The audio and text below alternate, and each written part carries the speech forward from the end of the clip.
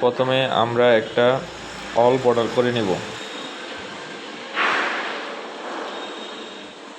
All border করে এখন sub total করব। সাব টোটালের ফাংশন সমান সমান দিয়ে সাব টোটাল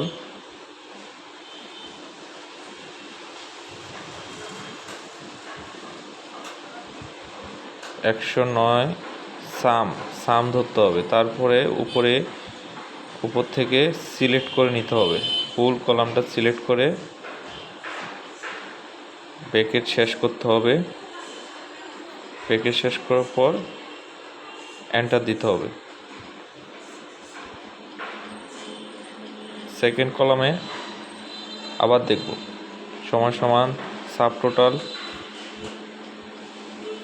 দিয়ে উপর থেকে নিচ পর্যন্ত সিলেক্ট করে ব্র্যাকেট শেষ করতে হবে।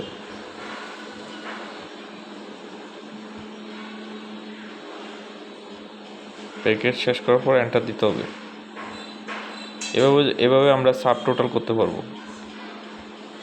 তৃতীয় কলামে আমরা যদি আরও সহজ উপায়ে এখান থেকে ধরে টান দিলেই আমাদের পরের রেজাল্টটা চলে আসবে। এভাবে আমরা খুব সহজে সাব টোটাল করে ফেলতে পারি এক্সেলে।